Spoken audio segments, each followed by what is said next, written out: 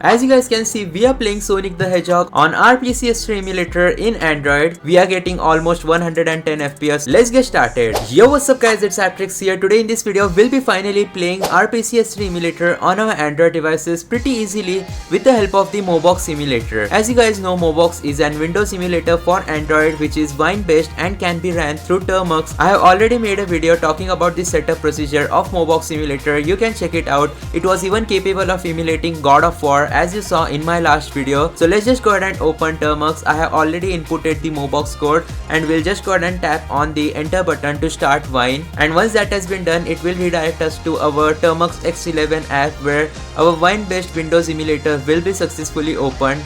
Now we just have to go ahead and launch a very specific version of Rpcs3 Emulator which is capable of emulating some low-end titles. As you will be seeing later on in today's video, I'll be showing you guys the best settings and tell you guys the minimum requirements. So guys, let's begin. At the top left corner, you will be able to see that I am using this build of Rpcs3, the Rpcs3 version 0.0.063915 build, which was released many years ago, and this build is completely capable of running on our Android devices with the help of MoBox Emulator. You can even try it out on Win later and it should work successfully. Notice that I have already dumped an PS3 title which we'll be testing out in today's video. So at the top left corner you will be able to see the version, etc. But let's go to the config options and then tap on settings. I'll show you guys the settings which you need to enable if you want to also try emulating some PS3 games on this version of Rpcs3 Emulator, because it 100% works as I'll show you guys later on. So in the core settings, you'll have to make sure to set the PPU decoder as recompiler and SPU decoder set it to interpreter. Afterwards, make sure that other settings are as follows. And I'd like to give a shout out to Kamlesh Gaming for these settings. Be sure to check out his channel as well. But anyways, renderer, make sure to choose OpenGL. If you choose DirectX 12, at least in my case, I get errors, so the game does not boot. Your Rpcs3 emulator will crash. And resolution, keep it as low as possible so you get the best amount of FPS possible. Frame limit, turn it off.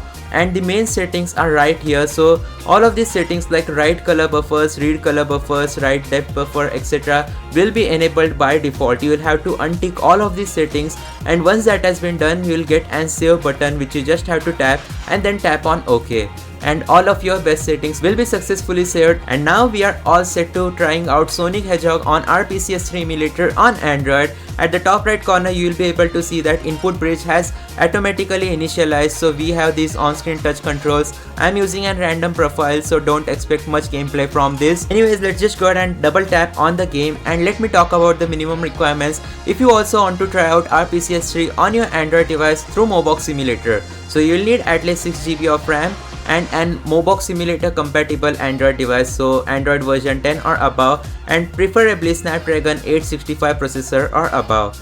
Anyways, as you guys can see, our game is about to begin. At the top left corner, you will also get an FPS bar, so let me quickly maximize the game. Once it has been maximized, as you guys can see, Sonic the Hedgehog is about to start. For some reason, we are seeing this sort of graphical error. We'll just go ahead and tap on the minimize button and see if that fixes it. Alright, now our graphical output is proper. Let's tap on the maximize button once again, and no, it's causing some sort of output issue. So we'll just go ahead and zoom in here and we'll tap on the enter button, and there we go, our game is about to start. You'll also be able to notice the FPS at the top left corner. We are getting around 26 FPS, but there will be lot of frame drops, there will be lot of freezing issues as well. You just have to be patient, and if you manage to do that, then your game should successfully start, as you see right here. As I have not set up the Rpcs3 controls, I have connected my Android device to my Bluetooth keyboard, so I'll be able to enter a new game. And there we go, we'll just go ahead and start a new game. Player select, we'll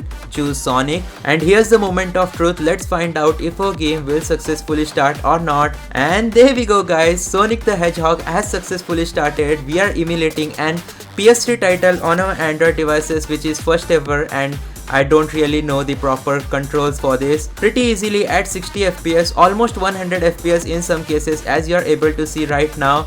We are getting almost 110 FPS. So can we possibly emulate some high-end PS3 titles Who knows, but if you want me to test it out, then be sure to hit that like button, subscribe, turn on all notification so that I can test out some other PS3 titles in future. So anyways, that's going to be it for today's video. Thanks for watching. Make sure to hit that like button, subscribe, turn on all notification, and comment down below which game should I test out next on the Rpcs3 Emulator. I'll see you guys next time. Thanks for watching.